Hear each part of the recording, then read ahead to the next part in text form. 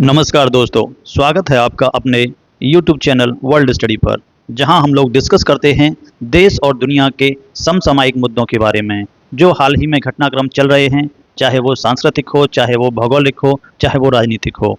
तो आज इसी क्रम में हम लोग बात करने वाले हैं दक्षिण कोरिया में बढ़ते राजनीतिक संकट के बारे में, जो हाल ही में हुई एक भयानक विमान दुर्घटना और राष्ट्रपति यून सुक योल द्वारा आपातकाल लागू करने के प्रयास से और भी ज़्यादा गहरा गया है, जिससे कि वहाँ की पार्लियामेंट और प्रेसिडेंट दोनों आमने सामने आ गए हैं। तो इस वीडियो में हम जानेंगे कि किस तरह ये घटनाएं देश के राजनीतिक माहौल को प्रभावित कर रही हैं।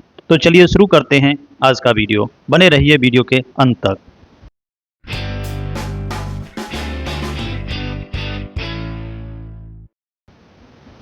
तो दोस्तों देखिए, जो दुनिया भर के न्यूज़ आउटलेट्स हैं, दुनिया भर के देश हैं, इस पूरे घटनाक्रम पर नज़र बनाए हुए हैं। चाहे वो अमेरिका हो, चाहे वो जापान हो, या और भी जो मित्र देश हैं साउथ कोरिया के, वो सभी इस पर नज़र बनाए हुए हैं। और जो न्यूज़ आउटलेट्स हैं वो इस खबर को बड़ी प्रमुखता से पब्लिश कर रहे हैं। तो देखिए, इसमें दे रखा है south Korea in political crisis, south Korea's political crisis, what could happen next, आगे क्या हो सकता है। तो देखिए, इस पूरे घटनाक्रम को डिस्कस करने से पहले हम जानते हैं साउथ कोरिया के बारे में।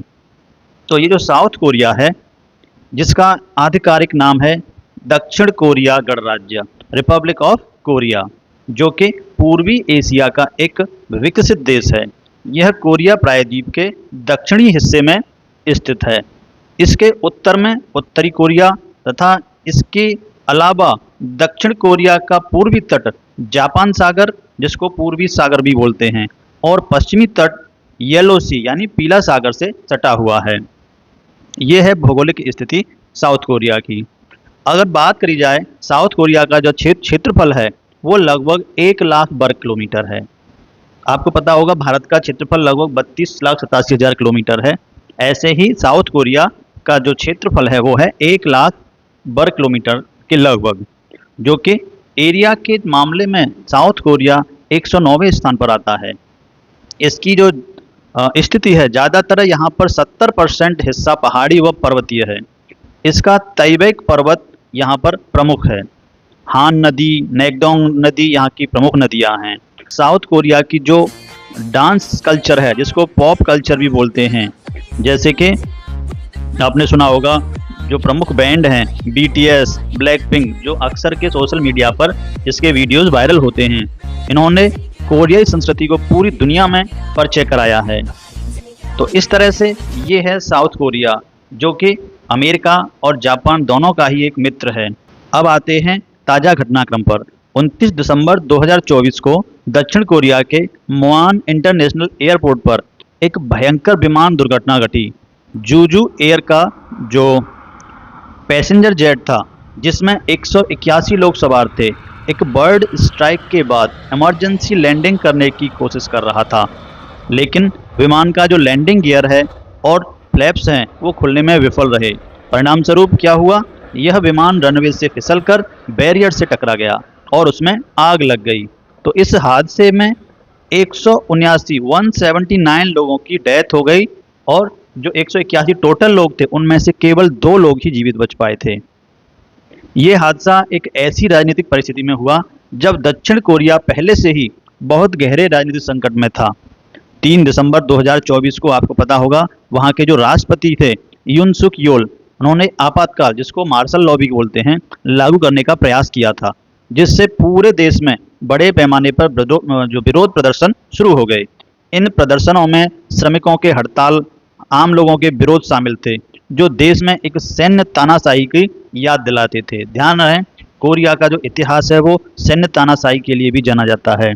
उसका जो पड़ोसी देश है नॉर्थ कोरिया, उसमें तो आप आज भी देख सकते हैं वहाँ का जो राष्ट्रपति कह सकते हैं या तानाशाह कह सकते हैं, अभी भी वहाँ पर लोकतांत्रिक मूल्य बिल्कुल जीरो हैं। वो अभी भी एक तानाशाही चल रही है। तो जो प्रेसिडेंट थे यून सुक योल, उन्होंने 2022 में लगभग 0.8% वोटों से चुनाव जीता था। उन्होंने दावा किया था कि संसद में विपक्षी दल उनके प्रस्तावित विधेयकों को लागू करने से इनकार कर रहे हैं, इसलिए हमें आपातकाल लगाने की आवश्यकता है। लेकिन इस कदम ने पूरे देश में सरकार के खिलाफ विरोध को और बढ़ा दिया। दक्षिण कोरिया के लोग सैन्य शासन के दिनों को याद कर रहे थे। उन्हें यही डर था कि उनकी कड़ी मेहनत से जो राजनीतिक अधिकार उन्हें मिले हैं वो अब खतरे में पड़ने वाले हैं। उधर राष्ट्रपति यून सुक योल के खिलाफ भारी विरोध के बाद उन्हें राष्ट्रपति पद से भी निलंबित कर दिया गया और उन्हें देश छोड़ने से भी मना कर दिया गया।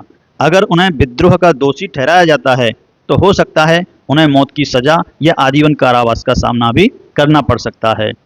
अब कार्यवाहक राष्ट्रपति चोई सांग मोक इन्होंने अमेरिकी अधिकारियों को आश्वासन दिया है कि अमेरिका और दक्षिण कोरिया का गठबंधन एक बिल्कुल आयरन सील्ड गठबंधन है।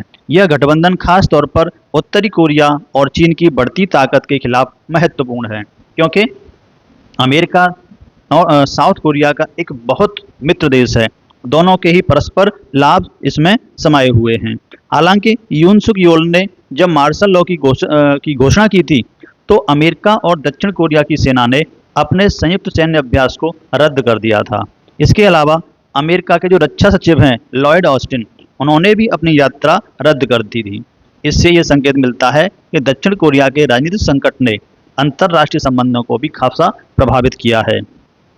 अब हम लौटते हैं उस भयानक विमान दुर्घटना पर, जिसके बाद सरकार की सुस्ती और पीड़ित परिवारों के प्रति असम्मानजनक व्यवहार ने राजनीतिक संकट को और ज़्यादा गहरा कर दिया।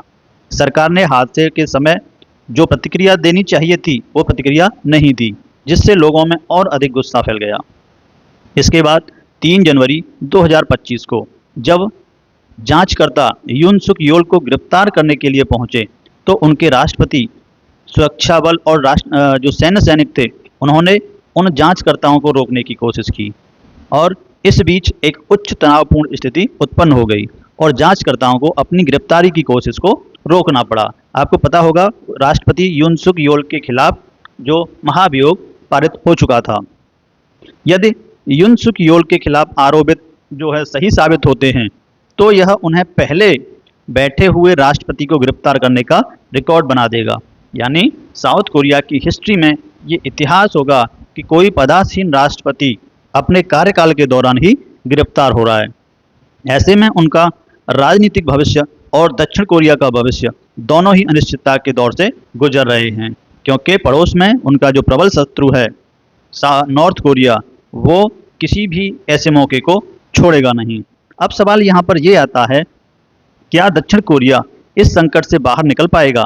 क्या राष्ट्रपति यून सुक योल की गिरफ्तारी दक्षिण कोरिया की राजनीतिक स्थिरता को बहाल कर पाएगी या ये देश को और भी अशांति में डाल देगा? दक्षिण कोरिया की जनता ने पहले भी सैन्य तानाशाही के खिलाफ संघर्ष किया है और आज वे फिर से अपने लोकतांत्रिक अधिकारों की रक्षा के लिए सड़कों पर उतरे हैं। अब ये देखना बड़ा दिलचस्प होगा कि आने वाले दिनों में क्या नए घटनाएं घटती हैं, क्या नया घटनाक्रम होता है। तो दोस्तों, आपको क्या लगता है, क्या दक्षिण कोरिया की राजनीति अगले कुछ हफ्तों में और ज़्यादा जटिल होने वाली है? हमें अपनी राय कमेंट में ज़रूर बताएं। इस वीडियो को लाइक करें और शेयर करें और इसी तरह के और वीडियो के लिए हमारे चैनल को सब्सक्राइब करना न भूलें। तो दोस्तों, ये था आज का दक्षिण कोरिया में हो रहा राजनीतिक घटनाक्रम। वीडियो के अंत तक बने रहने के लिए धन्यवाद।